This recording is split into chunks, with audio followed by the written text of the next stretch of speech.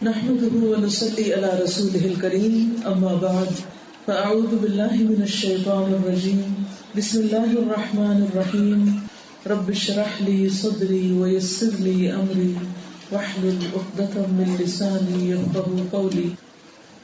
اللہ سبحانہ وتعالیٰ سے دعا ہے کہ وہ ہماری آج کی اس مجلس میں بے پناہ برکت عطا فرمائے اور جو کچھ ہم سنیں سیکھیں ہمیں اس پر عمل کی توفیق عطا فرمائے. اللہ سبحانہ وتعالیٰ ہمارے گناہوں کو معاف کر دے، ہماری مشکلات کو آسان کر دے اور ہمیں اپنی رحمتوں سے نوازے. اس دنیا میں انسان کا ایک بہت بڑا مسئلہ سکون کا نہ ہونا ہے. ہر شخص سکون کی تلاش میں ہے اور ہر شخص کسی نہ کسی طرح کی پریشانی میں مبتلا ہے. بعض اوقات کوئی حقیقی مسئلہ ہوتا ہے اور بعض اوقات مسئلہ ہوتا بھی نہیں ہے، لیکن ہمیں پریشان رہنے کی عادت پڑ جاتی ہے اور ہم اس میں پناہ لینے لگتے ہیں. بعض اوقات توجہ حاصل کرنے کے لیے پریشانی کا اظہار کیا جاتا ہے، جیسے چھوٹے بچے ہوتے ہیں، اور بعض لوگ بڑے ہو کر بھی بچے ہی رہتے ہیں اور چھوٹی چھوٹی باتوں پر پریشان ہو جاتے ہیں. اور بعض اوقات یہ عادت اتنی سنگین ہو جاتی ہے، اتنی سخت ہو جاتی ہے کہ انسان کو پھر عام حالات میں تو کسی کا مشورہ، کسی سے بات کر کے، کوئی نصیحت حاصل کر کے کچھ فائدہ ہو جاتا ہے، لیکن سیویئر کیسز میں لوگ ڈرگس پہ چلے جاتے ہیں، نشہ کرنے لگتے ہیں، لیکن وہ بھی مسئلے کا حل نہیں ہوتا. اگر آپ ان لوگوں کی زندگی کے بارے میں پڑھیں گے جو ڈرگس لیتے ہیں تو کتنی میزریبل کنڈیشن میں رہتے ہیں. ایک غم کو مٹانے کے لیے کئی مشکلات اپنے لیے کھڑی کر لیتے ہیں. بعض لوگ الکوہل کا سہارا لیتے ہیں. آپ دیکھیے کہ ایک ایک بوتل کی قیمت اور پھر اس کے جو آفٹر افیکٹس ہیں، اور سب سے بڑا نقصان آخرت کا نقصان، اللہ کی ناراضگی، کیونکہ حاصل تو کچھ نہیں ہوتا. کچھ لوگ اسموکنگ کرتے ہیں، کچھ لوگ کسی اور طرح اپنے آپ کو بہلاتے ہیں، کچھ لوگ زیادہ کھا کر کسی خاص کھانے کی ایڈکشن ان کو ہو جاتی ہے، کچھ لوگ کثرت سے چائے پینے لگتے ہیں، بار بار کچھ کرنے لگتے ہیں ایسا کام کہ جس سے وہ اپنا غم بھلا سکے. لیکن غم ہے کہ بھولتا ہی نہیں. ایسے میں کیا کیا جائے؟ قرآن مجید ہمیں اس کا حل یہ بتاتا ہے، الا ان اولیاء اللہ لا خوف علیہم ولا هم يحزنون. خبردار رہو، اللہ کے دوستوں پر نہ کوئی خوف ہوتا ہے نہ غمگین ہوتے ہیں، وہ خوف اور غم سے بالا ہوتے ہیں. کیا اس کا یہ مطلب ہے کہ انہیں خوف لاحق ہی نہیں ہوتا یا انہیں کبھی کوئی غم آتا ہی نہیں؟ نہیں، یہ تو ہو ہی نہیں سکتا کہ اس دنیا میں انسان پر خوف اور غم آئے نہ. لیکن اللہ کے دوست اس خوف اور غم پر قابو پا لیتے، اس کو اپنے اوپر نہیں حاوی ہونے دیتے کہ وہ ان کے اوپر پریشر ڈال کے ان کو لٹا کے رکھ دے، بلکہ وہ اس پر قابو پا لیتے. ان کے اندر ایسی ایمان کی قوت ہوتی، ان کے اندر ایسا جذبہ ہوتا ہے، ایسی سوچ ہوتی ہے، ان کے خیالات، ان کا رویہ، ان کا طرز زندگی، ان کا لوگوں سے، ان کا اللہ سبحانہ و تعالیٰ سے معاملہ ایسا ہوتا ہے کہ وہ غم اور خوف سے نجات پا جاتے ہیں. اور اس زندگی میں کچھ کرنے کے لیے نہایت ضروری ہے کہ انسان ان دو مشکلوں سے باہر نکلے. غم عموماً ماضی کے کسی حادثے پر ہوتا ہے، انسان کے ساتھ جو کچھ گزر چکا ہوتا ہے. کسی نے زیادتی کی، کوئی مال کا نقصان ہو گیا، کوئی جان کا ہو گیا، کوئی عزت کا ہو گیا، تو اس پر انسان ہرٹ ہوتا رہتا ہے اور اس کا دل مستقل طور پر بیمار ہو جاتا ہے. اور خوف مستقبل کا ہوتا ہے کہ ہائے کیا ہوگا، کہیں مجھے کوئی بیماری نہ لگ جائے، کہیں مجھے کوئی گاڑی ہٹ نہ کر جائے، کہیں مجھے میرے بچے نہ چھوڑ کے چلے جائیں، وغیرہ وغیرہ، کہیں کاروبار کا نقصان نہ ہو جائے، کہیں جاب نہ چھوٹ جائے. تو بعض اوقات کچھ لوگوں کو دونوں بیماریاں ہوتی ہیں، غم کی بھی اور خوف کی بھی. کچھ ایسے ہوتے ہیں کہ جن کو غم کی ہوتی ہے لیکن وہ غم اتنا ان پہ ہوتا ہے کہ خوف ان سے ختم ہو جاتا ہے. بعض ایسے ہوتے ہیں کہ ان کو غم بھی ہوتا ہے اور خوف بھی ہوتا ہے، دونوں ہی چیزیں ان کے اوپر حاوی ہوتی ہیں. اب کیا جائے، ہونا کیا چاہیے؟ کیونکہ علاج تو ضروری ہے، یہ نارمل حالت نہیں ہے. اور خاص طور پر اگر آپ کسی حادثے کو ہر وقت سوچتے رہیں یا کسی آنے والی پریشانی کو ہر وقت اپنے دماغ پہ حاوی رکھیں تو یہ تو بہت ہی خطرناک بات ہے اور اس سے نکلنا چاہیے. اس سے نکلنے کے لیے بہت ضروری ہے کہ ہم بحیثیت ایک مسلمان کے اپنے ایمان کو درست کریں. اللہ پر ایمان کا مطلب اللہ پر اعتماد بھی ہے، اس پر یقین بھی ہے، اور اس بات پر یقین کہ دنیا میں جو کچھ ہوتا ہے اللہ کے اذن سے ہوتا ہے، اس میں اللہ سبحانہ و تعالیٰ کا ارادہ شامل ہوتا ہے، کیونکہ یہ دنیا اپنی مرضی سے نہیں چلتی. تو کوئی بیماری آپ کو آ ہی نہیں سکتی، کوئی آپ کو نقصان دے ہی نہیں سکتا، کوئی آپ کا تنکا توڑ نہیں سکتا، کوئی آپ کا بال بیکا نہیں کر سکتا، کوئی آپ کو کچھ بھی نہیں کر سکتا جب تک اللہ کا ارادہ نہیں ہوگا. اس لیے بہت سے خوف اور بہت سے وہم اور بہت سی پریشانیاں صرف خود ساختہ ہوتی، وہ آئی نہیں ہوتی، لیکن ہمارا خیال ہوتا ہے کہ وہ آ جائیں گی. جبکہ اگر ہم اپنے آپ کو انالائز کریں تو بہت سی ایسی چیزیں جن کا ہم بچپن سے خوف رکھتے ہیں یا بچپن سے جن کے بارے میں پریشان ہیں وہ آج تک ہوئی کوئی نہیں. مثلاً ہے کہیں میرے ماں باپ نہ مر جائیں. ٹھیک ہے کچھ لوگ فوت بھی ہو جاتے ہیں، لیکن کیا سب کے ماں باپ مر جاتے ہیں؟ نہیں. تو ہمیں کیوں خوف ہے؟ اللہ سبحانہ و تعالیٰ نے جب تک ان کی زندگی لکھی ہے وہ جیئیں گے، وہ نہیں مریں گے، آپ فکر نہیں کریں. اور اگر بالفرض ان کو مرنا ہی ہے تو کیا ہمارے فکر کرنے سے وہ موت سے بچ جائیں گے؟ کیا پھر ان پر موت نہیں آئے گی؟ کچھ لوگوں کو اپنے بچوں کے فوت ہونے کا ڈر ہوتا ہے، کسی کو کسی کرنے کی ڈیتھ فوبیا ہوتا ہے، کچھ لوگوں کو ہر وقت فکر لگی رہتی ہے کہ مجھے ہارٹ اٹیک نہ ہو جائے، مجھے ایسا نہ ہو جائے، ویسا نہ ہو جائے، ایکسیڈنٹ نہ ہو جائے. تو یہ صرف ہمارے خوف ہوتے ہیں، ضروری نہیں کہ وہ واقعی ایکچولی ہو بھی جائے، اور اگر ہو گئے تو آپ اس سے بچ نہیں سکتے. تو جب تک وہ نہیں ہوئے آپ اس کے لیے کچھ دعا کریں، کچھ ذکر کریں اور اس وقت کو استعمال کر لیں. دونوں صورتوں میں ایک چیز کریں، یا تو یہ ہے کہ وہ ہوں گے نہیں، امن سے رہیں، یا یہ کہ وہ ہوں گے. اگر انہوں نے ہونا ہے اور آپ کی قسمت میں لکھا ہے کسی چیز کا ہونا، تو اس ہونے سے پہلے جو بھی وقت ملا ہے، چاہے 1 گھنٹہ ہی کیوں نہیں ملا، اس کو کسی اچھے کام میں استعمال کریں.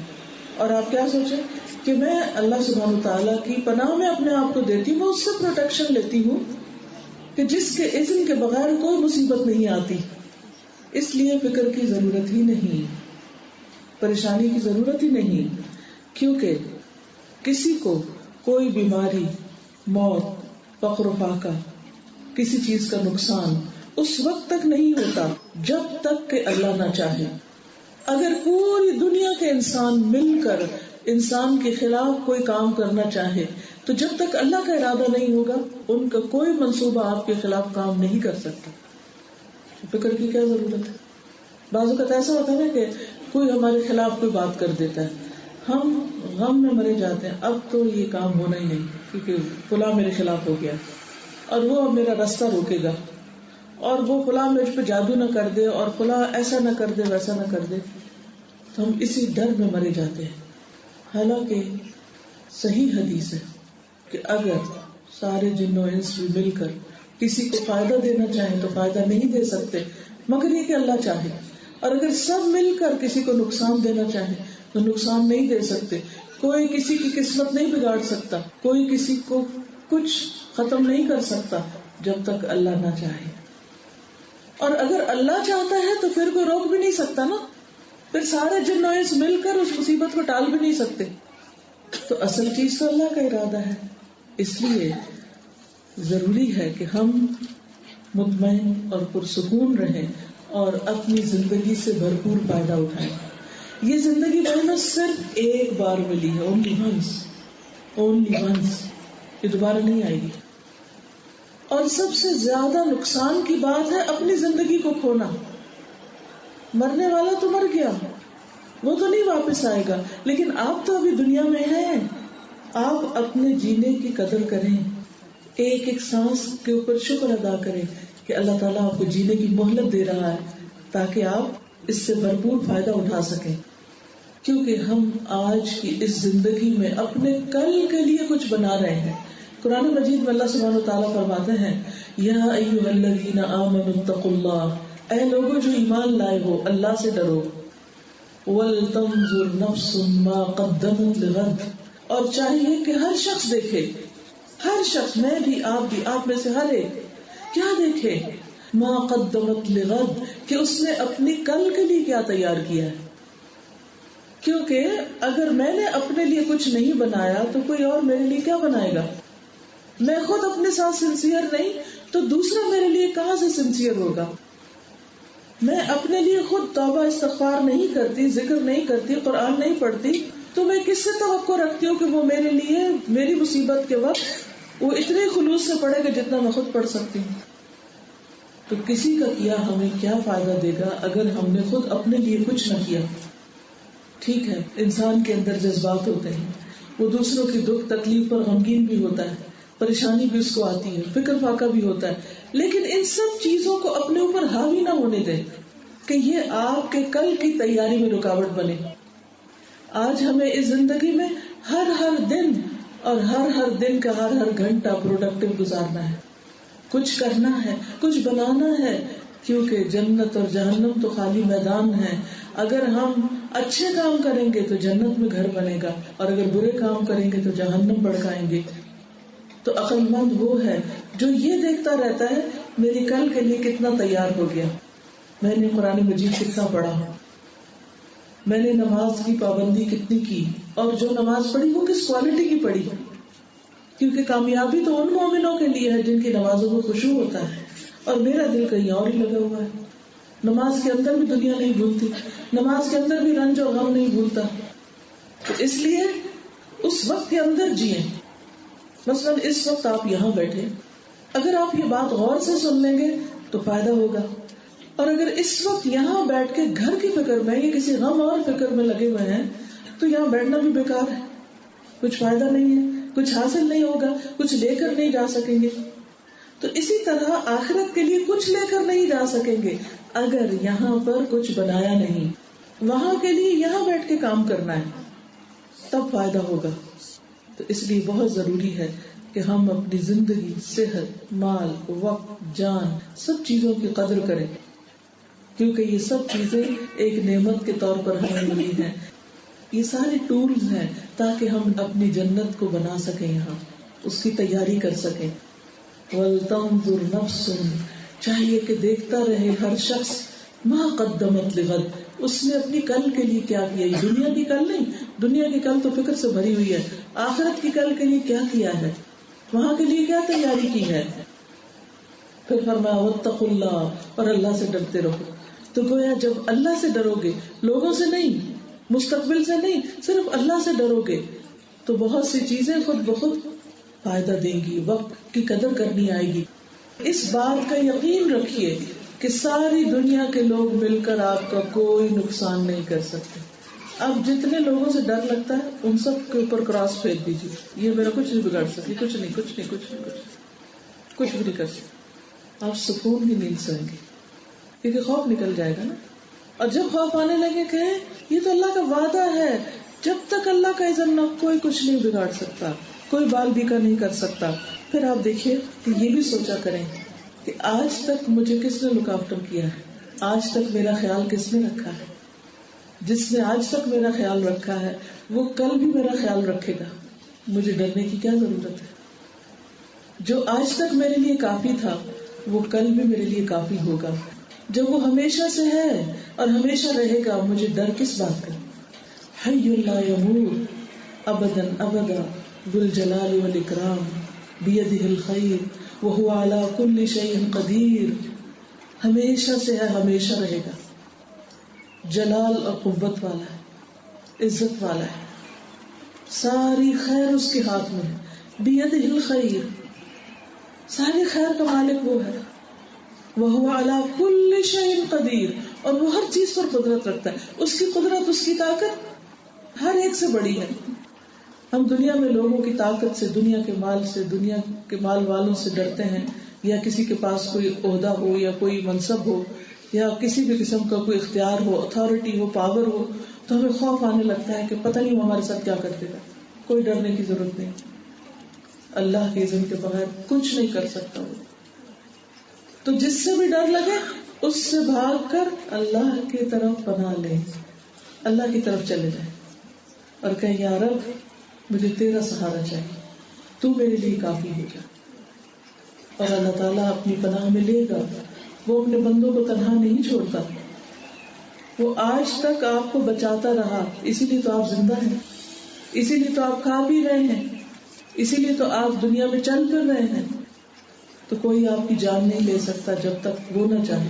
جو دن اس نے مقرر کیا آپ کے لیے اسی دن جانا ہے. ان اندیشوں اور وہم اور خوف کو اپنے دل سے نکال لیجئے.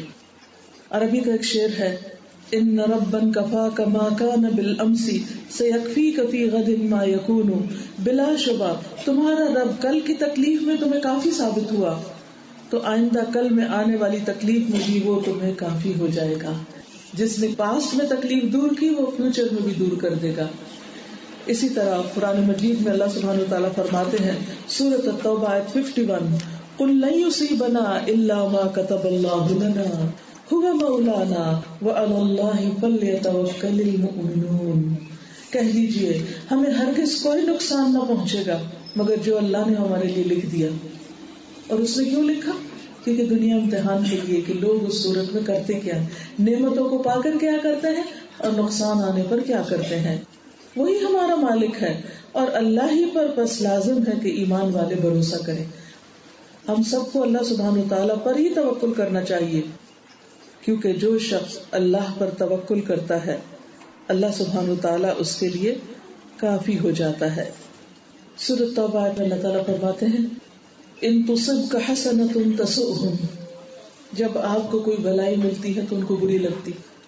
نبی صلی اللہ علیہ وسلم کے دشمن تو حقیقی دشمن، لیکن آپ دیکھیں کہ اب آج کے دور میں مسلمانوں کا حال یہ ہو گیا، اتنا زیادہ اخلاقی تنزل ہو گیا کہ بہن بھائیوں کے بیچ میں حسد ہے، قریبی رشتہ داروں کے بیچ میں حسد ہے، شوہر بیوی کے بیچ میں حسد ہے.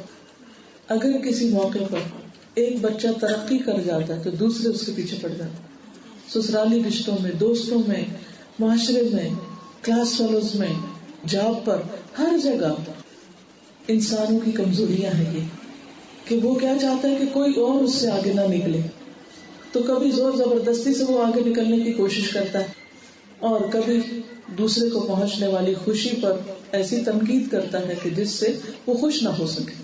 اسی لیے ہمیں ایک دعا سکھائی گئی، اللہم انی اعوذ بک من شماتۃ الاعداء، اللہ مجھے دشمنوں کے ہنسنے سے بچا، کہ میرے کسی نقصان پر، کسی تکلیف پر دشمن ہنسے کہ اچھا ہوا، اس کو مزہ آیا. تو رسول اللہ صلی اللہ علیہ وسلم کو نہیں لوگوں نے چھوڑا، کیا کیا کہ جب آپ کو کوئی اچھی خبر ملتی، کوئی بھلائی ملتی، کوئی نعمت ملتی تو وہ ان منافقوں کو بری لگتی. تسؤہم، یہ بھی ایک منافقت ہے نا کہ اوپر سے انسان خوشی کا اظہار کرے اور اندر سے وہ جل رہا ہو، کڑ رہا ہو اور دل ہی دل میں حسد کا شکار ہو. وہ ان تصیبک مصیبت، اور اگر آپ پر کوئی مصیبت آتی اللہ کے اذن سے، پروفیٹ صلی اللہ علیہ وسلم پر تو سب سے زیادہ تکلیفیں آئی، حالانکہ وہ اللہ کے سب سے زیادہ پیارے تھے. یقولون، تو وہ کہتے ہیں قد اخذنا امرنا من قبل، ہم نے تو اس سے پہلے ہی اپنا معاملہ صحیح کر لیا تھا اور ہم پیچھے رہے تھے، یعنی آپ کے ساتھ جہاد میں نہیں گئے یا آپ کے ساتھ ہم آگے نہیں بڑھے اور جو مسلمانوں کو تکلیف پہنچی ہم اس سے بچ گئے. وَيَتَوَلَّوْا، اور وہ منہ موڑ لیتے ہیں، وَهُمْ فَرِحُونَ، اور وہ خوش ہوتے ہیں کہ ہم بچ گئے. قُلْ لَن يُصِيبَنَا إِلَّا مَا كَتَبَ اللَّهُ لَنَا، مصیبت کے وقت اگر کوئی ہنسے آپ پر اور کوئی خوش ہو رہا ہو یا کوئی لام تان کر رہا ہو یا کوئی برا بھلا کہہ رہا ہو یا کوئی تانا دے رہا ہو تو کیا کہنا چاہیے؟ لن یصیبنا الا ما كتب اللہ لنا، یہ تو اللہ نے ہمارے لیے پہلے ہی لکھ دیا تھا. یہ غم یا یہ نقصان تو تقدیر میں تھا، اللہ کے اذن سے آیا، یہ تو لکھا ہوا تھا، یہ تو آنا ہی تھا. تو اللہ نے جو فیصلہ ہمارے لیے کیا ہم اس پر اللہ سے ناراض نہیں ہیں، ہم اس کو خوشی سے قبول کرتے ہیں. اور ایمان کا تقاضا یہی ہے کہ بندہ خود کو پہنچنے والی ہر تکلیف پر بھی اللہ سے راضی ہوتا ہے کہ اس میں بھی میرے لیے خیر ہے، کیونکہ تکلیف بندہ مومن کے ثواب میں اضافہ کرتی ہے اور اس کے گناہ دھو ڈالتی ہے اور اس کو پختہ کرتی ہے، اس کو میچور کرتی ہے، کیونکہ مشکلات کے بغیر انسان کبھی بھی میچور نہیں ہوتا. اب دیکھیے چھوٹے بچے کی مثال دیجیے، جیسے چھوٹا بچہ ہوتا ہے نا تو کچھ مائیں ہر وقت بچوں کو اٹھائے رکھتی ان کو نیچے نہیں چھوڑتی. نتیجہ کیا ہوتا ہے؟ کچھ بچے سال بھر بھی صحیح طور پر نہ چلنا جانتے ہیں، نہ بیٹھنا جانتے ہیں، نہ بھاگنا، نہ دوڑنا، ان کو آتا ہی کچھ نہیں. کیونکہ انہیں چوٹ کھانے ہی نہیں دی ماں نے. وہ ہاتھوں پر ہی اٹھائے رکھا, کندھوں پر ہی اٹھائے رکھا, کسی وقت رونے ہی نہیں دیا, کسی وقت گرنے ہی نہیں دیا, چوٹ کھانے ہی نہیں دی. اب نتیجہ کیا ہوا؟ وہ انتہا درجے کے بزدل ہوئے. ان کے اندر بہادری آئی نہیں, ان کے اندر مشکلات کو فیس کرنے کا طریقہ ہی نہیں آیا. کیونکہ بچے بھی بڑے عقل مند ہوتے ہیں. اگر آپ آبزرویشن کریں, اگر ایک دفعہ ایک جگہ سے کوئی چوٹ لگ جائے تو دوسری دفعہ خود ہی اس سے بچنے لگتے ہیں کہ چوٹ چوٹ. تو یہ چیز ان کو سکھاتی ہے نا. لیکن اگر چوٹ نہیں لگے گی, غلطی نہیں کریں گے تو کبھی بھی نہیں سیکھیں گے. دور سے دیکھ کے نہیں سیکھیں گے, اس مشکل سے گزر کر ہی سیکھیں گے. تو کچھ زندگی کے لیسن ایسے ہوتے ہیں کہ جب تک ہم مشکل میں پڑے نہیں, ہم سیکھ ہی نہیں سکتے. تو اللہ سبحانہ وتعالیٰ ہمیں مشکل میں ڈال دیتا ہے تاکہ ہم بہت کچھ سیکھ سکیں, آگے بڑھ سکیں, بہادر بن سکیں, زندگی کے چیلنجز کو فیس کر سکیں اور اپنی آخرت کے لیے بڑے بڑے کام کر سکیں. ورنہ ناز و نام میں پلنے والے لوگ, پھولوں کی سیج پہ بیٹھے رہنے والے لوگ اور آرام دہ زندگی بسر کرنے والے لوگ کوئی بڑا کام نہیں کر سکتے. اور اگر زندگی کو ایسے ہی گزار دیا آرام طلبی میں, تو آخرت میں اجر و ثواب کہاں سے ملے گا؟ آخرت میں درجات کہاں سے بڑے ہوں گے؟ اللہ سبحانہ وتعالیٰ نے انسان کو مشقت میں پیدا کیا. اس دنیا میں انسان آرام کرنے کو نہیں آیا. آرام کی جگہ تو اللہ نے آخرت میں رکھی, جنت میں رکھی. اور ہم دنیا میں تلاش کرتے ہوئے روتے ہیں کہ یہاں کیوں نہیں مل رہا. تو اس لیے بہنوں, اگر کسی وقت کسی وجہ سے کوئی بری خبر سننے کو مل جائے, کوئی ناپسندیدہ چیز سامنے آ جائے, کوئی ناخوشگوار حادثہ کہیں سے پیش آ جائے, کسی انسان کے ساتھ کوئی ٹکراؤ آ جائے, تو سوچیں اس میں بھی خیر ہے, اس میں بھی خیر ہے. ایک بادشاہ تھا تو اس کا ایک وزیر بہت ہی مخلص آدمی تھا. وہ ہر چیز کے بارے میں کہتا تھا کہ اس میں خیر ہے, اس میں بھی بھلائی ہے. ایک مرتبہ بادشاہ کہیں شکار پر نکلا, اس کی شاید انگلی کٹ گئی تو اس نے کہا اس میں بھی خیر ہے. پھر اسی طرح کوئی اور مشکل آئی تو اس نے کہا اس میں بھی خیر ہے. تو وہ وزیر سے ناراض ہو گیا اور اس کو قید کرا دیا. لیکن ہوا یہ کہ جب وہ آگے گیا تو جو چیز خراب ہوئی تھی, دشمنوں نے اس پر حملہ کیا. جب انہوں نے دیکھا کہ اس کی چیز خراب ہے تو انہوں نے اس کو چھوڑ دیا کہ یہ ہمارے کام کا نہیں. تو بعد میں آ کے اس نے وزیر کو نکلوایا. اس نے کہا کہ کیا وجہ؟ اس نے کہا کہ تمہاری بات درست تھی کہ جو چیز ٹوٹی تھی, جو چیز خراب ہوئی تھی وہ بچ گئی. جیسے موسیٰ علیہ السلام اور خضر علیہ السلام نکلے تھے تو جب کشتی کے اندر سوراخ تھا تو وہ بچ گئی. اگر وہ ٹھیک ہوتی تو وہ کشتی پکڑی جاتی. تو بعض اوقات ہم ایک چھوٹی بھلائی کو دیکھ رہے ہوتے ہیں جبکہ اللہ سبحانہ وتعالیٰ ہمارے لیے ایک بڑی بھلائی چاہتا ہے. تو جب کوئی چوٹ لگے تو زبان سے ہی نکلے اس میں بھی خیر ہے. کچھ کھو جائے تو کہ اس میں بھی خیر ہے. کوئی فوت ہو جائے تو کہ اس میں بھی خیر ہے. ہو سکتا ہے ہمارے لیے بہت بڑا صدمہ ہو, لیکن اس شخص کے لیے بہت فائدے کی چیز ہو اس وقت فوت ہونا. معلوم نہیں وہ چند سال اور جیے تو لوگ اس کی کتنی ناقدری کریں. بعض اوقات ماں باپ انتہائی بوڑھے ہو جاتے ہیں لیکن ہم اپنی حرص میں کہتے ہیں یہ فوت نہ ہو. ہم بس دیکھتے رہے ان کو, چاہے وہ بستر پہ پڑے ہوئے ہیں, چاہے ان کی زندگی کا ایک ایک دن عذاب بن کے گزر رہا ہے. وہ فوت ہو جاتے ہیں تو ہم کہتے ہیں یا اللہ کیوں اٹھا لیا تم نے. حالانکہ اللہ سبحانہ وتعالیٰ کا ان پر رحم ہوتا ہے, ان کے لیے بھلائی ہوتی ہے کہ ان کو اس وقت اٹھا لیتا ہے. تو یاد رکھیے کہ ہر چیز میں خیر ہوتی ہے. اللہ کے جتنے بھی ارادے ہیں, اللہ کے جتنے بھی فیصلے ہیں, اس دنیا میں جو کچھ بھی ہو رہا ہے اللہ کے اذن کے باہر نہیں ہو رہا, اور اس میں بھی خیر ہے اور اس میں بھی بھلائی ہے. یہ الگ بات ہے کہ ہمارا علم کامل نہیں تو ہمیں وہ بھلائی نظر نہیں آتی.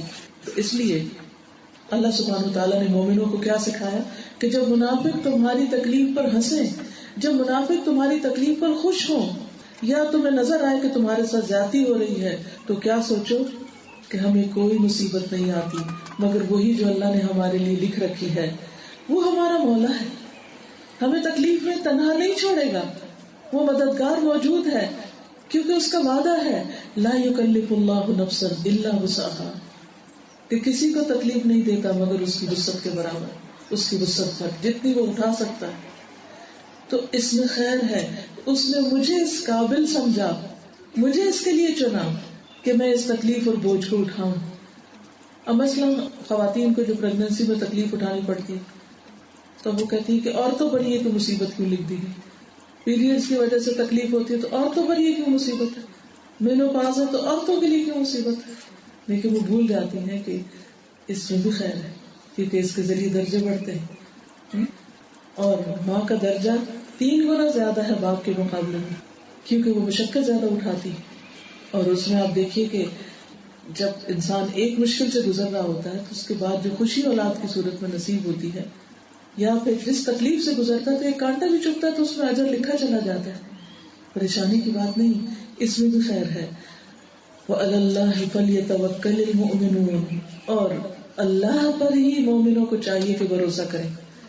کیا سکھایا گیا کہ جب کوئی تکلیف آئے تو اللہ پہ ٹرسٹ کریں، اپنا معاملہ اس کے سپرد کر دیں کہ اللہ تو اس مشکل سے اب آسانی سے نکال دے. آ تو گئی تکلیف لیکن اب اس سے نکالنے والا بھی تو ہی ہے. اور ایک حقیقی بات یہ ہے کہ انسان اتنا زیادہ خوشی میں اللہ کے قریب نہیں ہوتا جتنا تکلیف میں ہوتا ہے.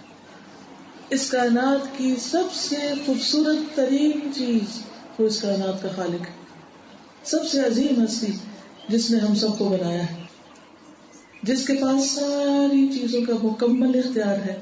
اگر ہم کسی صدمے، کسی چوٹ، کسی مصیبت، کسی مشکل، کسی بیماری، کسی غم اور خوف کی وجہ سے اس کے قریب ہو رہے ہیں تو اس سے زیادہ نفع کی بات کیا ہے کہ عام حالات میں ہم نہیں ہو رہے، لیکن جب ہم غمگین ہیں، دکھی ہیں تو پلٹ پلٹ کے اس کی طرف جا رہے ہیں.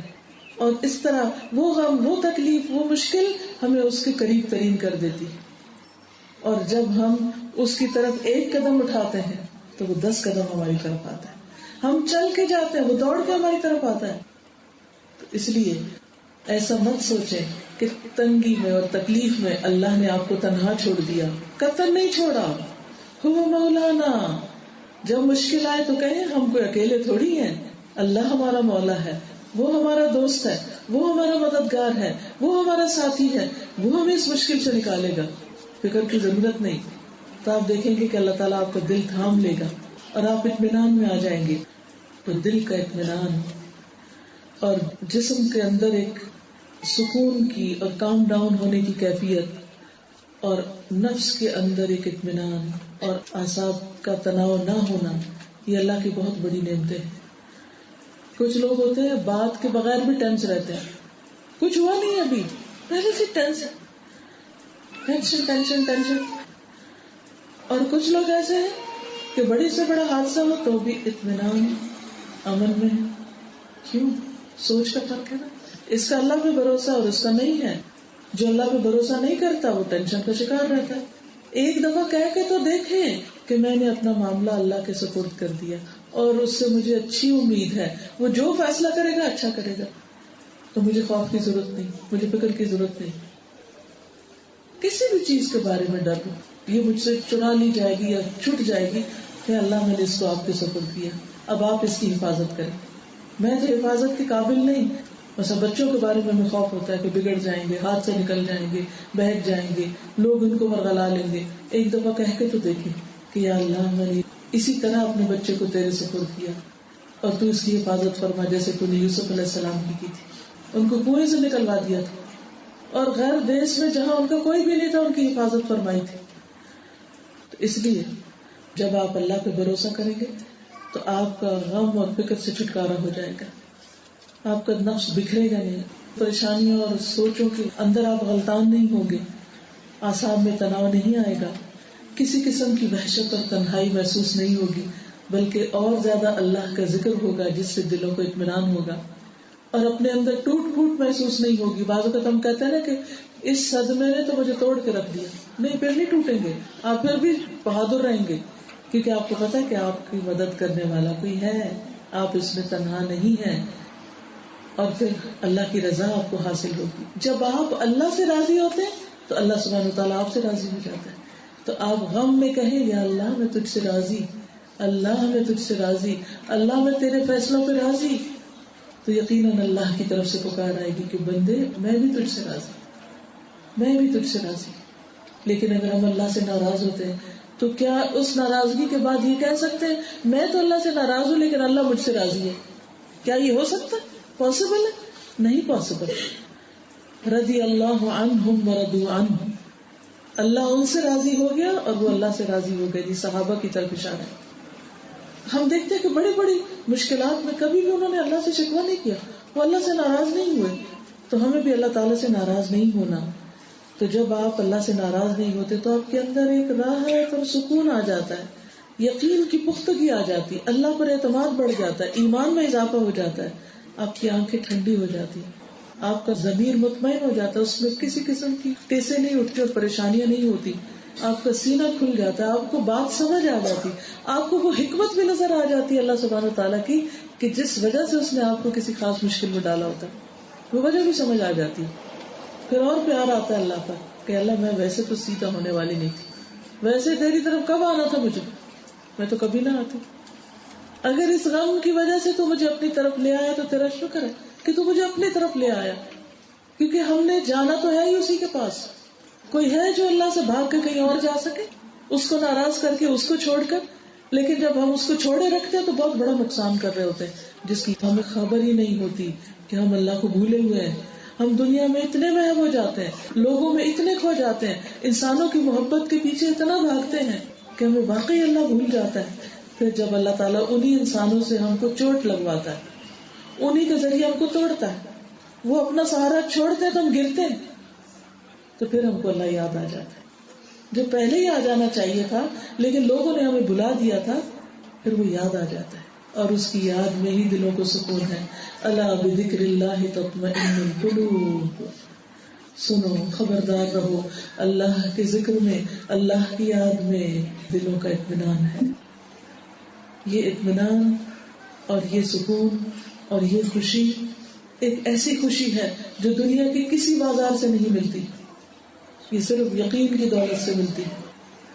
اور یہ یقین نقصان پہنچنے کے بعد، اللہ سے راضی ہونے کے بعد ملتا ہے کہ اس نے ٹھیک ہی کیا ہے، اس نے اچھا کیا ہے، میرا علاج تھا اس میں. کیا ڈاکٹر کے پاس جا کے آپ ناراض ہوتے ہیں کبھی؟ کہ آپ کیوں کڑوی دوا دیتے ہیں، آپ نے کیوں میرے لیے آپریشن تجویز کیا ہے؟ بلکہ خوش ہوتے ہیں کہ کتنا اچھا ڈاکٹر ہے، اس نے مجھے ریکمینڈ کر دیا سرجری کے لیے، اب میری تکلیف جلدی پوری ہو گئی. اور اگر وہ ریکمینڈ نہ کرتا، مثلاً آپ کے اندر کوئی لمپ ہے، آپ کے اندر کوئی ایسی چیز ہے کہ جس کو نکلنا چاہیے اور آپ کو پتہ ہی نہیں، کہ یک آپ ڈاکٹر کے پاس جاتے ہیں، وہ آپ کو بتا دیتا ہے کہ آپ کے اندر بھی یہ بیماری پل رہی ہے، تو اس نیوز پر آپ ڈاکٹر سے ناراض ہو جائیں گے؟ ایک اچھا پیشنٹ کیا کہے گا کہ ڈاکٹر صاحب شکریہ، آپ نے مجھے بتا دیا، مجھے تو خود بھی نہیں پتا تھا، میں تو اپنے بارے میں جاہل تھی کہ میرے اندر اتنی بڑی بیماری پل رہی ہے. جب آپ اپنا بلڈ ٹیسٹ دیتے ہیں اور اس میں آپ کی بیماری سامنے آ جاتی ہے تو آپ لیبارٹری والوں سے لڑتے جھگڑتے ہیں کہ یہ بیماری کیوں نکال کے رکھ دی. کیا کرتے ہیں؟ اس کا شکریہ ادا کرتے ہیں، شکر ہے کہ مجھے میری اندر کی بلا پتہ چل گئی، اب میں اس کا علاج کروں گی. تو جو رنج اور حادثے اور غم اور دکھ ہوتے ہیں نا، وہ ہمیں ہماری حقیقت بتا دیتے ہیں، وہ ہمیں ہمارا اصل دکھا دیتے ہیں، جس کے بعد ہمیں اپنی اصلیت پتہ چل جاتی ہے کہ کتنا کام کرنے والا ہے. میرے تو بھی ایمان کا لیول ہی بہت تھوڑا، میری تو بھی عبادات ہی ٹھیک ہے، میرا تو یقین ہی نہیں ہے اللہ پہ، میرا تو بھی توکل ہی نہیں تھا. تو حادثے ہمیں ہلا کے رکھ دیتے ہیں، ہماری بیماریاں ڈائگنوز کر دیتے ہیں، ہمارے لیے بہت بڑا ٹیسٹ کے بعد ہی پتہ چلتا ہے نا بیماری کیا ہے، پھر اصلاح ہوتی. تو اگر ٹیسٹ ہی نہ ہو تو اصلاح نہیں ہو سکتی، اور اگر اصلاح نہ ہوئی تو خرابیوں کا پلندہ لے کے اللہ کے حضور حاضر ہوں گے. پھر کیا بنے گا؟ کیا وہاں ہم ریپینٹ کر سکتے ہیں؟ کیا وہاں ہم اپنا علاج کر سکتے ہیں؟ کیا کوئی قبر میں جا کے اپنا علاج کر سکتے ہیں؟ مثلاً اگر ڈاکٹر کسی کو بتا دیں کہ تمہاری یہ اور یہ بیماری ہے، وہ کہ اچھا ابھی تو مجھے فرصت نہیں، جب میں مر جاؤں گا قبر میں فارغ ہو کے لیٹوں گا پھر علاج کراؤں گا، ہو جائے گا علاج اس کا؟ ہرگز نہیں. وہ علاج آج کرنا ہے، چاہے فرصت ہے یا نہیں، چاہے کتنی مصروفیت ہے، چاہے کتنا ہی کام ہے، آج علاج کرنا ہے تاکہ مرنے سے بچیں. اسی طرح اگر کوئی اخلاقی خرابی ہے ہمارے اندر، ایمان میں خرابی ہے، دل میں کوئی خرابی ہے، کوئی نفاق ہے یا شک ہے اللہ کے بارے میں یا اللہ سے ناراضگی ہے، کوئی بھی چیز، تو اس کا علاج مرنے کے بعد نہیں ہوگا. مرنے پہ یہ ہارٹ اسی طرح سیل ہو جاتا ہے اور اس کے ساتھ ہی قبر میں جاتا ہے. اگر دل اضطراب اور بے چینی میں ہے تو یہ بے چینی قبر میں ساتھ جائے گی. تو اس کو دنیا میں ٹھیک کرنا ہوگا، اس دل کا علاج کرنا ہوگا مرنے سے پہلے. تو اللہ سبحانہ وتعالیٰ ہم پر جب مہربان ہوتا ہے تو ہمیں کسی ایسی حالت میں ڈالتا ہے کہ دل کی بیماری کھل کے سامنے آ جاتی، اور جب کھل کے سامنے آتی تو پھر ہم اگر اللہ پر اعتماد کریں اور اللہ کی طرف رجوع کریں اور اللہ سے دعا کریں تو وہ بیماری دور ہونے لگتی اور ہم صاف ستھرے ہو جاتے ہیں. اور اگر اللہ سے ناراض ہو تو پہلے سے بھی زیادہ بیمار ہو جاتے ہیں. اس لیے جب ایک انسان اللہ پر اعتماد کرتا ہے تو اللہ تعالیٰ اس کو اپنی رحمت سے نوازتے ہیں, اس کو مزید علم عطا کرتے ہیں, میچورٹی عطا کرتے ہیں, اس کو حکمت دیتے ہیں اور اس کو اطمینان قلب دیتے ہیں, اس کو سکون قلب جیسی دولت دیتے ہیں. اور پھر اس کے اندر سے ہر طرح کے وسوسے اور فکر اور غم اور یہ ساری چیزیں ختم ہو جاتی ہیں. تو اس لیے سیکھنے کی بات کیا تھی, یاد رکھنے کی. نمبر 1, وہم کرنا چھوڑیں, ہم خوف کھانا چھوڑیں. کچھ نہیں ہوتا جب تک اللہ نہ چاہے, اللہ پہ بھروسہ کریں. نمبر 2, اگر کچھ ہو جائے تو اس کو برا نہ سمجھیں, کیونکہ اللہ سبحانہ وتعالیٰ اس کے ذریعے ہماری مرنے سے پہلے اصلاح چاہتا ہے, ہمارا علاج کرنا چاہتا ہے. جن چیزوں کی طرف سے ہم غافل ہیں وہ ہمیں دکھا کر ہمیں صاف کرنا چاہتا ہے. اور ہم کیا چاہتے ہیں کہ جب ہم دنیا سے جائیں تو ہم اطمینان کی حالت میں جائیں. اس لیے جب کوئی حادثہ, کوئی تکلیف, ناپسندیدہ, ناخوشگوار حالات ہوں تو ہمیں اس پر صبر سے کام لینا چاہیے اور اللہ کے فیصلوں پہ راضی ہونا چاہیے. اور راضی ہونے کے بعد انتظار کرنا چاہیے. صبر انتظار کا نام بھی ہوتا ہے, جلد بازی نہیں. یعنی جب تکلیف آ گئی اور آپ نے سمجھ لیا کہ اللہ تعالیٰ مجھے کچھ دینا چاہتا ہے, کچھ سکھانا چاہتا ہے, مجھے کسی قابل بنانا چاہتا ہے. جیسے یوسف علیہ السلام کو اللہ سبحانہ وتعالیٰ نے پورے مصر کا بادشاہ بنانا تھا, تو وہ کنعان میں رہ کے, ایک گاؤں میں رہ کے تو نہیں بن سکتے تھے نا. ان کو ان ساری مشقتوں سے گزرنا تھا, پھر جا کے وہ تاج پہننا تھا. تو یاد رکھیے کہ اللہ تعالیٰ آپ کو کچھ دینے والا ہے, کیونکہ اللہ کا وعدہ ہے. 2 دفعہ یہ بات قرآن مجید میں کہی گئی, ان مع العسر یسرا فان مع العسر یسرا. تنگی کے ساتھ آسانی بھی ہے, پھر یقیناً تنگی کے ساتھ آسانی ہے. اس لیے اس وقت کو جو آپ کا اضطراب اور بے چینی اور تکلیف میں گزرا ہے, اس کو صبر کے ساتھ گزاریے, جلدی نہ کیجیے, کیونکہ بعض اوقات جلد بازی چیزوں کو اور خراب کر دیتی. مثلا آپ کو بھوک لگی اور کھانا پک رہا ہے تو آپ کہتے ہیں بس مجھ سے نہیں برداشت ہوتا, بس جیسا ہے بس اسی طرح اتارو اور کھاتے ہیں. اب آپ کچا کھانا کھا لیتے ہیں, کیا ہوتا ہے؟ ہو سکتا ہے وقتی طور پر بھوک کا جوش جو ہے وہ ختم ہو جائے, لیکن اس کے بعد پھر کیا ہوتا ہے؟ اگر پیٹ میں درد ہو یا اور کوئی بیماری پل جائے تو یہ کس چیز کا نتیجہ ہے؟ جلد بازی کا. تو بعض اوقات کوئی بیماری آ جاتی ہے تو ہم کہتے ہیں بس جلدی سے کوئی ایسی دوا مل جائے کہ جو ہم پئیں اور فوراً ٹھیک ہو جائیں, انسٹنٹ ریلیف ملے ہمیں, یا ڈاکٹر میں ابھی دیکھ لیں. ہم تو ایمرجنسی میں کھڑے ابھی بھی نہیں دیکھ رہے. نہیں, ہر چیز کا ایک وقت ہے, اس کو ٹائم چاہیے. تو جب کوئی تکلیف آئے تو اپنے دل کو تسلی دینے کے لیے کیا کہیں کہ اب اس نے اپنے وقت پہ جانا ہے, آرام سے بیٹھو, ایک دم نہیں جا سکتا. میرے واویلا مچانے سے, میرے چیخنے چلانے سے, میری بے صبری سے, میری بے قراری سے, بے چینی سے یہ نہیں جانے والی. مجھے اب ایکسپٹ کرنا ہے اس کو, تھوڑا ٹائم لگے گا, اب آرام کرو, چپ ہو جاؤ, اپنے آپ کو خود چپ کریں, calm down, it will take some time. ایک دم کچھ نہیں ہوتا, اور جتنا ٹائم لگے گا اتنا اجر بڑھ جائے گا, ملٹی پلائی ہوتا جائے گا ریوارڈ. کیونکہ اللہ سبحانہ تعالیٰ کے نزدیک ہر چیز کا ایک اندازہ اور ایک وقت مقرر ہے. اجل مسمى, زندگی کی ایک مدت ہے, زندگی میں آنے والی مختلف حصوں کی مدت ہے, بچپن, جوانی, بڑھاپا, پھر جو بیماریاں ہیں ان کی بھی ایک مدت ہے, ان کا بھی ایک عرصہ ہے, ایک وقت ہے. پھر اسی طرح جیسے کسی کی وفات ہو جاتی ہے تو اس غم کے بھولنے کے لیے بھی ایک عرصہ لگتا ہے. جیسے بیوہ کے لیے عدت 4 مہینے 10 دن رکھی گئی, باقی وفات پر 3 دن رکھی گئی, کہ ایک شخص کو 3 دن کم از کم لگتے ہیں کسی صدمے سے نکلنے سے. تو مثلا آپ نے کوئی ایسی خبر سنی جو آپ کے دل پہ بجلی کی طرح گری, تو اپنے آپ کو ماریے مت. کچھ لوگ خودکشی کر لیتے کہ میں نہیں برداشت کر سکتا. نہیں, اب آپ کہیں کہ مجھے اپنے آپ کو 3 دن دینے ہیں. مثلا آپ کے ہسبینڈ آپ سے ناراض ہو کے چلے گئے, یا بچے نے آپ کے ساتھ کوئی بہت بدتمیزی کی, تو آپ کے لیے بہت ہرٹ کا ذریعہ بنا وہ سب کچھ. Give yourself some time, at least 3 days. آپ کو کسی پہ غصہ آ گیا اور آپ ناراض ہو گئے اور بولنا چھوڑ دیا, آپ اپنے آپ کو ٹائم دیں تھوڑا سا, 3 دن. اسی لیے اللہ سبحانہ وتعالیٰ کو پتا تھا کہ اگر 2 لوگوں میں ناراضگی ہوگی تو 3 دن کی مدت دے دی گئی کہ 3 دن میں اپنے آپ کو ٹھنڈا کر لو, 3 دن کے بعد تم واپس نارمل ہو جاؤ. اگر آپ غور کریں تو کائنات میں ہر چیز کے اندر اللہ نے یہ اصول رکھا ہے. مثلا آپ دیکھیں کہ پانی کو جب آپ ابالتے ہیں تو ایک دم نہیں ٹھنڈا ہو سکتا، لیکن وہ ایک دم ہر وقت ابلتا ہوا بھی نہیں رہ سکتا. اگر آپ اس کو آگ سے ہٹا دیں، اس سچویشن سے ہٹا دیں، تو تھوڑی دیر کے بعد وہ آہستہ آہستہ ٹھنڈا ہونے لگتا ہے. جیسے روز آپ کی چائے ٹھنڈی ہوتی ہے، پھر آپ کہتے 30 سیکنڈ اور گرم کر لو، پھر باتوں میں لگ جاتے، پھر 30 سیکنڈ گرم کر لو، پھر پیتے، تو ختم ہی نہیں ہو پاتی. تو ہر چیز کا ایک وقت، اس کو ٹائم دیجیے. Take your time. Time is a healer, کہتے ہیں ٹائم ہیل کر دیتا ہے. تو جلد بازی نہیں، بے چینی اور بے قراری نہیں. اور دیکھیے یہ تکلیفیں تو پھر گزر جائیں گی. قبر میں کون آئے گا؟ وہاں تو کوئی دعا بھی نہیں سنی جاتی، کوئی فریاد بھی نہیں سنتا. آخرت میں کون ہوگا جب سب بے وفا ہو جائیں گے، کوئی دوست رشتہ دار بیٹا بیوی کچھ کام نہیں آئیں گے. تو ٹائم دیجیے اپنے آپ کو، جلدی نہیں کیجیے، کیونکہ ہر چیز گزر جاتی ہے. دس شیل ٹو پاس، یہ بھی گزر جائے، ہر چیز گزر جاتی. ہر دن جو آتا ہے گزر جاتا ہے، چاہے خوشیاں لے کر آئے چاہے غم لے کر آئے، نہیں رکتا. کوئی بھی تکلیف جو آئی ہے یہ بھی گزر جائے گی. کوئی بیماری آئی، کوئی پریشانی آئی، گزر جائے گی، رک نہیں سکتی. کیونکہ اس دنیا میں کل من علیہا فان، ہر چیز فنا ہونے والی ہے، ہر چیز گزرنے والی ہے، ہر چیز ختم ہو جانے والی ہے. اب گزارے کیسے؟ وہ ٹھیک ہے، یہ سمجھ آ گیا کہ گزر جائے گی، لیکن اب کیا کریں؟ کیسے گزارے اس وقت کو؟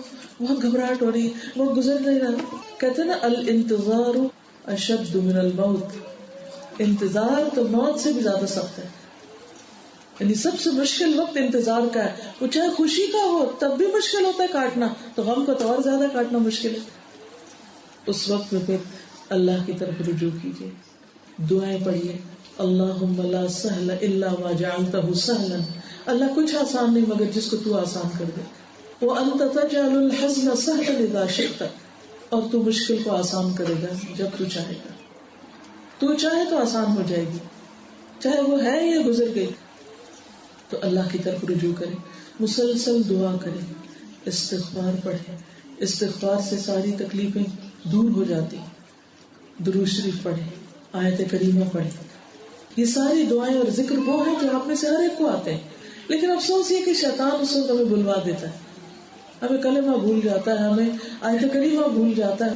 ہمیں پتہ بھی ہوتا ہے یہ پڑھنا ہے، پڑھنے کو دل ہی نہیں چاہ رہا ہوتا، کیونکہ شیطان آ کے قابو کر گیا نا، دل کو پکڑ لیا اس نے کہ ہم اللہ کی طرف نہ چاہے، تاکہ یہ میرا دشمن خوب یہ مصیبت میں پڑا رہے.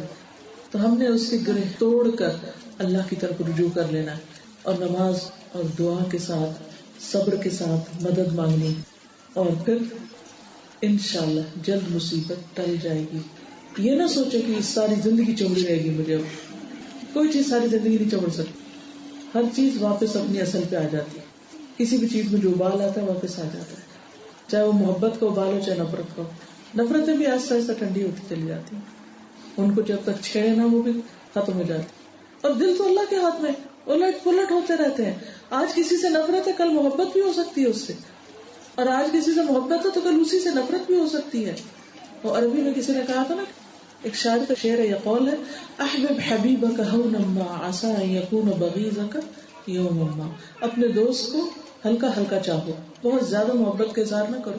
ہو سکتا ہے کسی دن تم مجھ سے نفرت کرنے لگے، کہ ہو سکتا ہے کسی دن تم مجھ سے بغیض بن جاؤ، دشمن بن جاؤ. اور پھر ابغض بغیضک ہونا ما، اپنے دشمن سے ہلکا بغض رکھو، ایک اعتدال میں رکھو. عسى ان يكون حبیبک یوما ما، ہو سکتا ہے کسی دن وہ تمہارا محبوب بن جائے، اور پھر تم ریگریٹ کرو کہ میں نے اس کے ساتھ کیوں نفرت رکھی. تو دل پھرتے رہتے ہیں، اس لیے محبت اور نفرت میں بھی اعتدال، دوستی اور دشمنی میں بھی اعتدال، اور اس بات پر اطمینان کہ کوئی چیز ہمیشہ کے لیے نہیں ہے، یہ گزر ہی جائے گی. عربی کا ایک شعر ہے، وَلَا هَمٌّ إِلَّا سَوْفَ يُفْتَحُ قُفْلُهُ وَلَا حَالٌ إِلَّا لِلْفَتَى بَعْدَهَا حَالٌ، اور ہر غم کا عنقریب تالا کھلنے والا ہے. چابی کھو بھی جائے تو کسی نہ کسی طرح تالا کھل ہی جاتا ہے، توڑ کے چاہے کھولے. اس وقت ہم بے قرار ہو جاتے ہیں، یہ کیسے کھلے گا، لیکن کھل ہی جاتا ہے نا. اور نوجوان کے لیے ہر آنے والی مصیبت کی گرہ کھلنے والی، ایک حال کے بعد ایک دوسرا حال آنے ہی والا ہے. اور آپ دیکھیے کہ نہ صرف یہ کہ عام انسان، بلکہ نبی صلی اللہ علیہ وسلم پر جب تکلیفیں بہت زیادہ ہو گئی تھی تو اللہ سبحانہ وتعالیٰ نے ان کو تسلی دی کہ آپ گھبرائیں نہیں اور ان پر صبر سے کام لیں. فرمایا وَإِن كَانَ كَبُرَ عَلَيْكَ إِعْرَاضُهُمْ فَإِنِ اسْتَطَعْتَ أَن تَبْتَغِي نَفَقًا فِي الْأَرْضِ أَوْ سُلَّمًا فِي السَّمَاءِ فَتَأْتِيَهُمْ بِآيَةٍ وَلَوْ شَاءَ اللَّهُ لَجَمَعَهُمْ عَلَى الْهُدَى فَلَا تَكُونَنَّ مِنَ الْجَاهِلِينَ. اگر تجھ پر ان کا منہ پھیرنا بھاری گزرا ہے، یعنی لوگ تمہاری بات نہیں سنتے، جیسے آپ صلی اللہ علیہ وسلم سے زیادہ اٹریکٹیو اور بہترین شخصیت کس کی تھی، لیکن اس کے باوجود آپ کے دشمن آپ کی بات نہیں مانتے تھے، لا الہ الا اللہ نہیں پڑھتے تھے. تو فرمایا کہ اگر ان کا منہ پھیرنا تم پہ بھاری ہے، دل بوجھل ہوتا ہے، تو اگر تو کر سکے کہ زمین میں کوئی سرنگ یا آسمان میں کوئی سیڑھی ڈھونڈ نکالے، پھر ان کے پاس کوئی نشانی لے آئے تو لے آ. یعنی اللہ سبحانہ وتعالیٰ اگر نہیں کوئی نشانی اتار رہے، نشانی نہیں اتر رہی، تو خود کوشش کر کے دیکھ لو. یعنی غم تو اسی وقت آسان ہوگا جب اللہ چاہے گا، مشکل اس وقت جائے گی جب اللہ چاہے گا. اور اگر اس مشکل کو برداشت کرنا بہت بھاری ہو رہا ہے تو پھر آپ کوئی اور راستہ نکال کے دیکھیں، لیکن کوئی اور راستہ ہے ہی نہیں. اور اگر اللہ چاہتا تو یقیناً انہیں ہدایت پہ جمع کر دیتا، یعنی تمہارے سارے مخالف اور نان مسلم تم پر ایمان لے آتے. بس تم جاہلوں میں سے ہرگز نہ ہونا، یعنی لا علم لوگوں کی طرح بہیو نہ کرنا، کیونکہ جو شخص علم رکھتا ہے، جو شخص حکمت رکھتا ہے، اس کا رویہ جاہل کی طرح کا نہیں ہوتا. اللہ سبحانہ وتعالیٰ رسول اللہ صلی اللہ علیہ وسلم کو تسلی دیتے ہوئے فرماتے ہیں کہ ان کی مخالفت سے مت گھبراؤ. وَلَقَدْ كُذِّبَتْ رُسُلٌ مِّن قَبْلِكَ، آپ سے پہلے رسول بھی جھٹلائے گئے، ان کی بھی لوگوں نے بات نہیں مانی تھی. کبھی ایسا تھا نا کہ آپ کی بات کوئی نہیں مانتا، آپ حالانکہ بالکل حق پر ہوتے ہیں، صحیح بات کر رہے ہوتے ہیں، لیکن وہ آپ کو جھٹلا دیتا ہے، آپ کو جھوٹا قرار دیتا ہے. فرمایا کہ آپ سے پہلے بھی کئی رسول جھوٹے قرار دیے گئے، ان پہ جھوٹا ہونے کا الزام لگا. کبھی زندگی میں آپ پر بھی جھوٹا ہونے کا الزام لگ جائے تو ضروری نہیں کہ آپ جھوٹے ہی ہوں. اس وقت کیا سوچیں کہ یہ تو پیغمبروں پر بھی الزام لگا تھا، تو اگر مجھے کسی نے ایسا کہہ دیا تو کیا ہوا؟ پیغمبروں نے کیا کیا جب ان پہ ایسا الزام لگا؟ فصبروا، صبر کیا، انتظار کیا.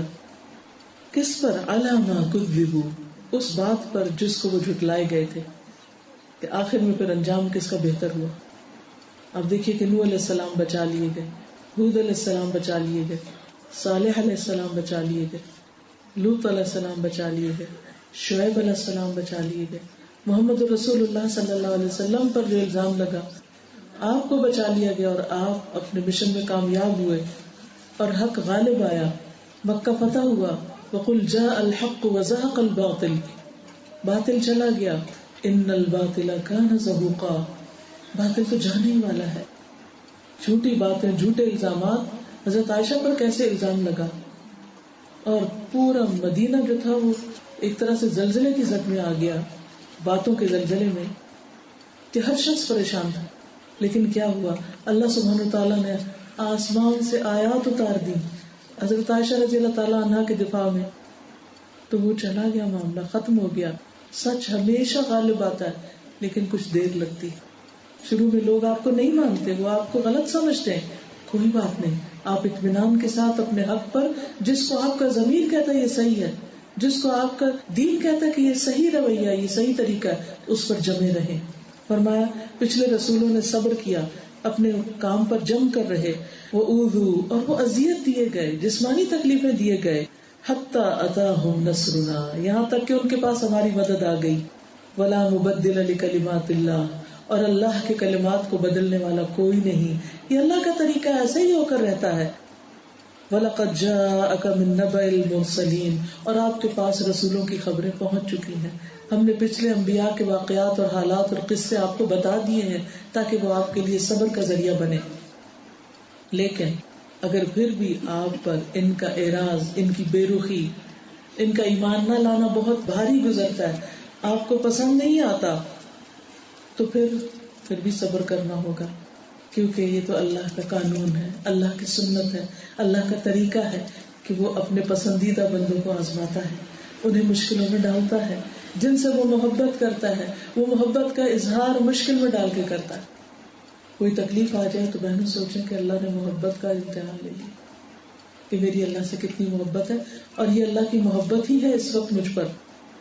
تو فرمائیں کہ اگر تم چاہتے ہو کہ اللہ کی ڈالی ہوئی مشکل کو اپنے سے ہٹا دو تو پھر کوئی سرنگ لے آؤ، زمین کے اندر کوئی ٹنل بنا لو، یا آسمان پہ جانے والی کوئی سیڑھی لگا لو، یا زمین کے اندر چلے جاؤ یا آسمان پہ نکل جاؤ کہ اس سچویشن سے تم ہٹ جاؤ، بچ جاؤ. تو کر کے دیکھو اور کوئی نشانی لا کے ان کو دکھاؤ کہ یہ کسی طرح مان جائے. تو ایسا نہیں ہوگا. اللہ چاہتا سب کو خود ہی ہدایت دے دیتا، لیکن آپ ایسی بات نہ کریں. آپ نہیں گھبرائیں، آپ پریشان نہیں ہو، انتظار کریں، صبر کریں. تو اللہ تعالیٰ نے نبی صلی اللہ علیہ وسلم کو کتنے سال صبر کرایا؟ 13 سال مکے کے تھے اور 7 سال پھر مدینہ کے تھے. پھر اس کے بعد 8 ہجری میں مکہ فتح ہوا تھا اور ایک فاتح کی حیثیت سے آپ اس میں داخل ہوئے 20 سال کے بعد. اس لیے کبھی بھی انسان کو یہ نہیں سوچنا چاہیے اتنے سال گزر گئے اور اب بھی میری مشکل نہیں کٹی. یاد کیا کیجیے کہ پیغمبر علیہ السلام پر کتنی لمبی لمبی مشکلات آئیں اور کس طرح انہوں نے صبر کیا. کیونکہ جلدی کرنے سے بلا ٹل نہیں سکتی، وہ اپنے وقت پر ہی جائے گی. تو اس وقت کا صبر کے ساتھ اور اللہ کو یاد کر کے انتظار کیجیے. اور انسان ناپسندیدگیوں سے غیر مطمئن نہ ہو، بے چینی کو کنٹرول کرے. اچھے دوستوں کے ساتھ مل کے، اچھی صحبت کے ذریعے، اچھی محفلوں میں شرکت کر کے، اللہ کا کلام پڑھ کر، اللہ کی بات سن کر، سمجھ کر، کیونکہ اللہ تعالیٰ کہیں نہ کہیں سے کوئی راستہ کھول دے گا. آپ دیکھیں کہ ایوری کلاؤڈ ہے سلور لائن. کلاؤڈز گرے ہوتے ہیں، بلیک ہوتے ہیں، لیکن ان کی سلور لائن آپ کو نظر آتی ہے. تو ہر مشکل جو ہے یا ہر دل پہ آنے والا غم جو ہے، اس سے نکلنے کا راستہ بھی اللہ نے بنا رکھا ہے، لیکن وہ اپنے وقت پر ہی ہوگا. اس وقت کا بس انتظار کرو، کیونکہ اللہ کی مدد ضرور آئے گی.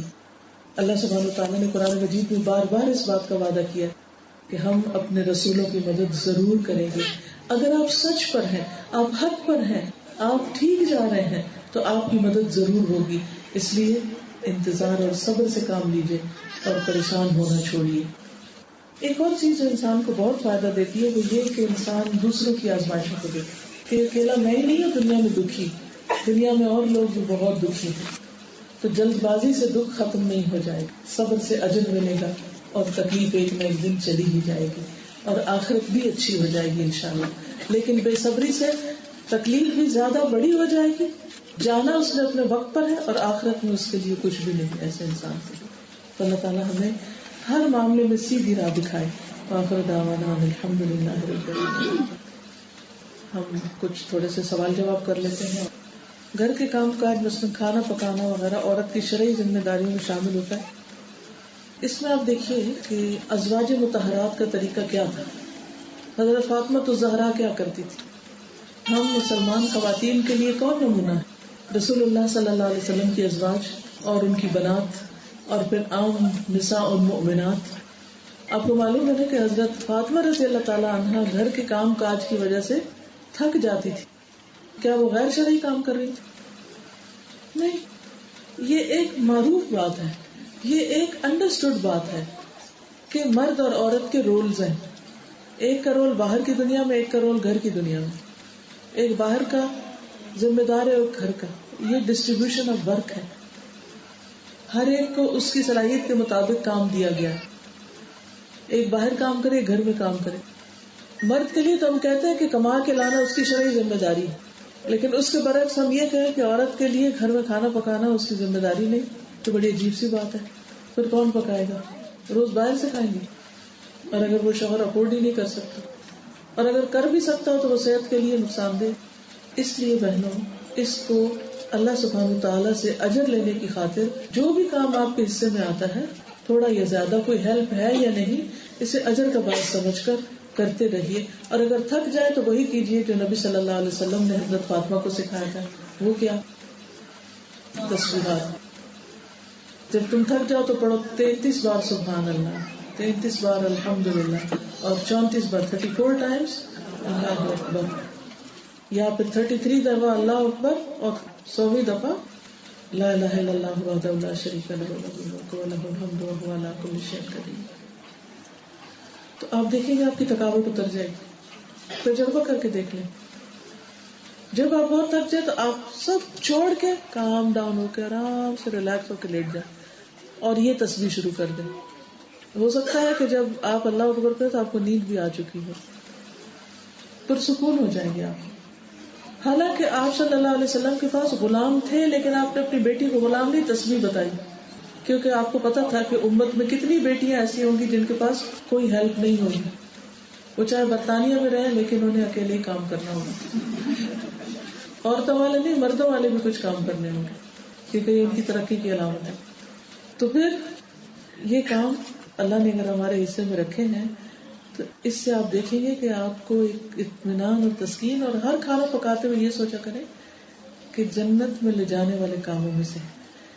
سورۃ الدہر پڑھ کے دیکھیے، اس میں آتا ہے انما نطعمکم لوجہ اللہ لا نرید منکم جزاء ولا شکورا.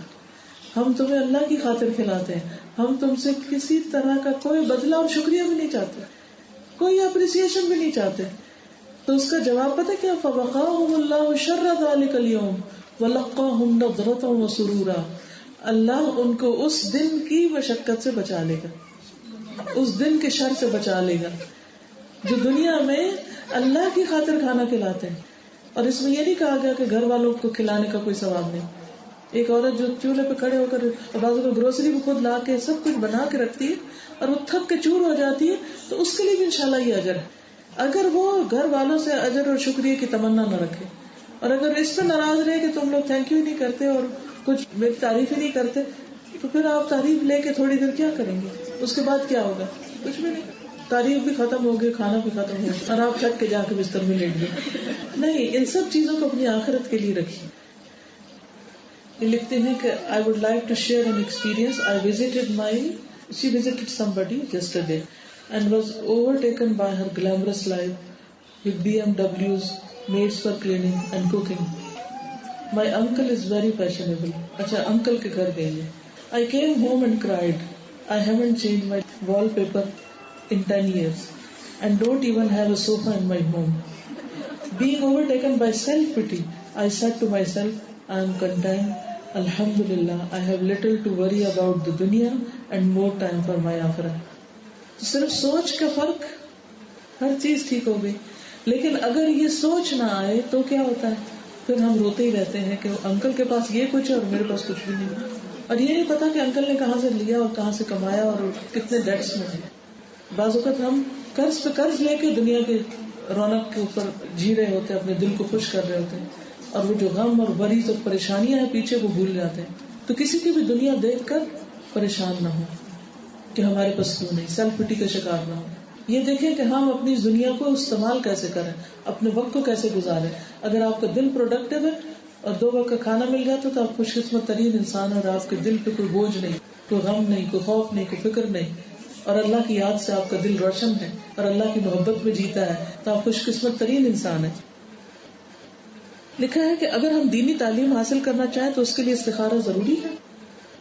نہیں، وہ تو فرض ہے آپ کا. فرائض میں استخارہ نہیں ہوتا. مثلا یہ کہیں کہ میں نماز فرض پڑھنے جا رہی ہوں، پہلے استخارہ کروں کہ فرض ادا کرنا ہے یا نہیں. ٹھیک ہے، تو اپنے کو مسلمان رکھنے کے لیے اور اپنے آئندہ جنریشن کے لیے ہمارے لیے دینی تعلیم حاصل کرنا فریضہ ہے، اس لیے اس میں استخارے کی ضرورت نہیں ہے. کہتے ہیں کہ can you give some advice on how to support one's husband who is going through a hardship due to work اور ill health.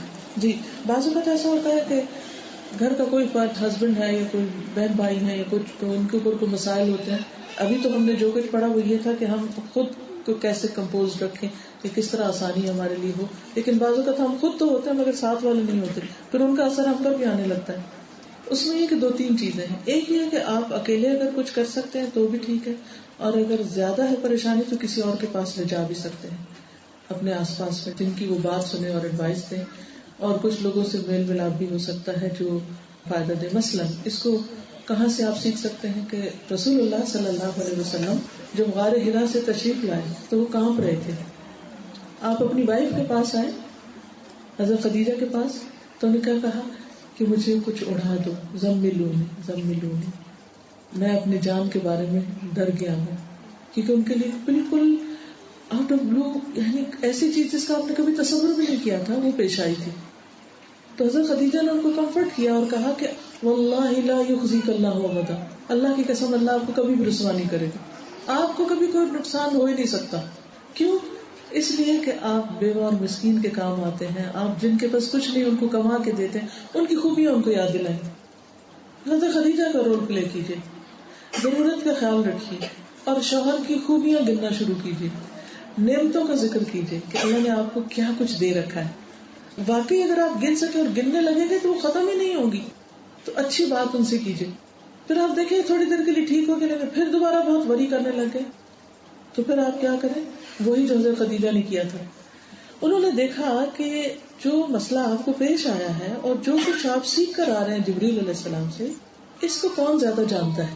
تو انہیں پتہ چلا کہ جو ان کے کزن تھے ورقہ بن نوفل، وہ ہیبرو بھی جانتے تھے، وہ تورات کو لکھتے بھی تھے، انجیل کو لکھتے تھے، اور وہ اس وقت کے ایک عالم تھے.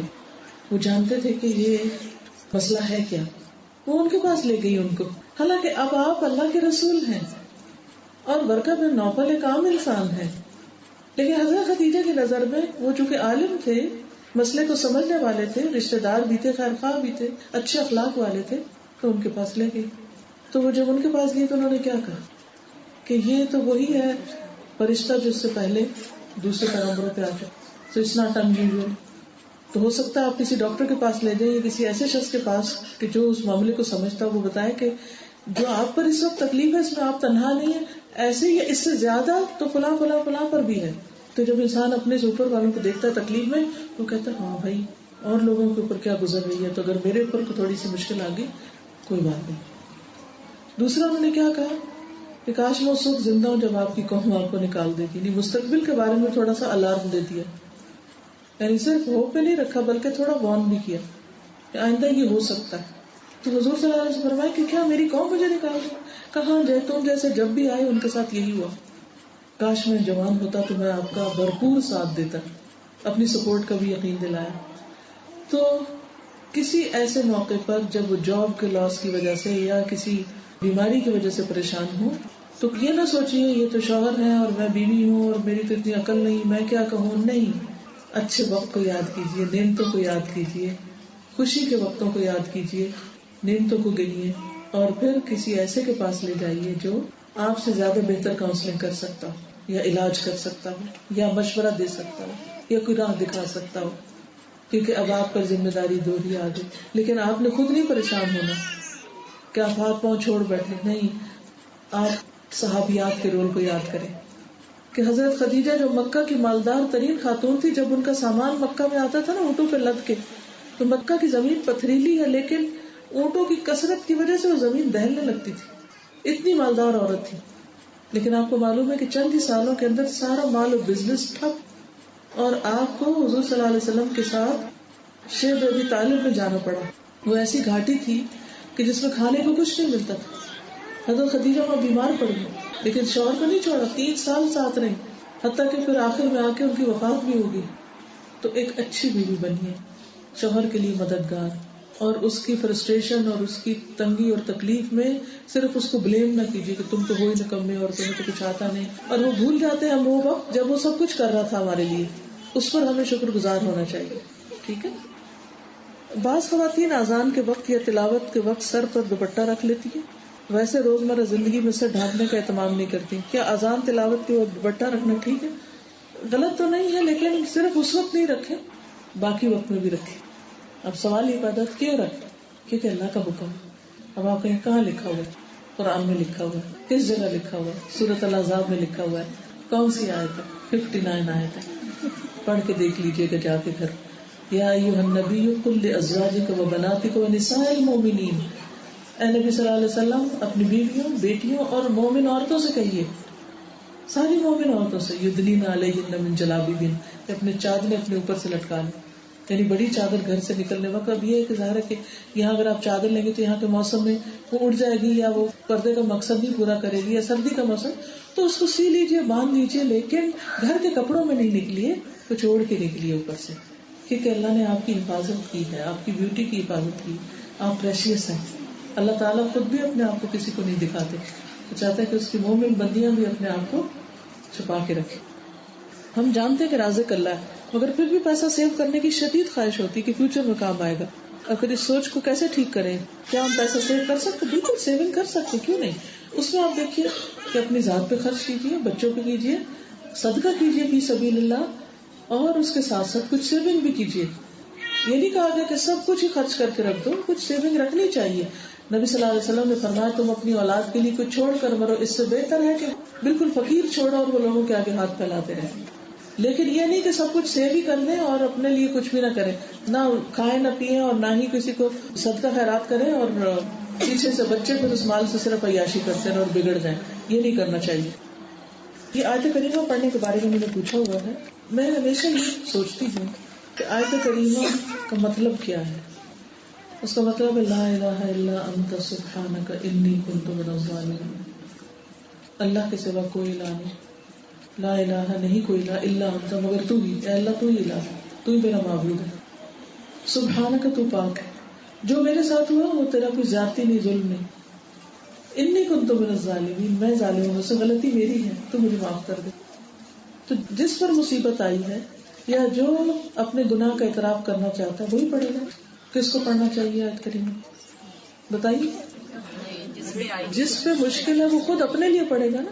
کیونکہ اگر آپ لوگوں کو بلا کے کہتے ہیں وہ کہیں کہ میں ظالم ہوں، وہ آپ کے بہاف پہ کیوں کہیں گے میں ظالم ہوں؟ وہ تو اپنے بہاف پہ کہیں گے نا. تو اس لیے ہر کوئی ضرور پڑھے مگر اپنے لیے پڑھے. اس میں آتا ہے انی، بے شک میں، کنت من الظالمین، میں ظالموں میں سے ہوں. کتنا پڑھے؟ جتنا مرضی پڑھے، ہمیں کوئی تعداد نہیں بتائی گئی. کہتے لاکھ دفعہ پڑھے، کیوں لاکھ پہ پابندی لگاتے ہیں؟ 100 لاکھ دفعہ پڑھے، جب تک مسئلہ حل نہیں ہوتا پڑھتے جائیں. لیکن لاکھوں دفعہ کے مقابلے میں چند دفعہ رو کے پڑھا ہوا، عاجزی سے پڑھا ہوا زیادہ افیکٹو ہے، کوالیٹیٹو ہے. ہم کوانٹٹی پہ جاتے ہیں. تو یہ جو ہم خود ہی طریقے ایجاد کر لیتے ہیں نا، یہ اس سے بہتر ہے جو ہمیں اللہ تعالیٰ نے بتایا. کہتے کہ آپ بتا سکتے ہیں کہ جب کوئی فوت ہو جائے تو کیا کرنا چاہیے. اس کے اوپر میں نے پوری کتاب پڑھائی ہے، میرا جینا میرا مرنا.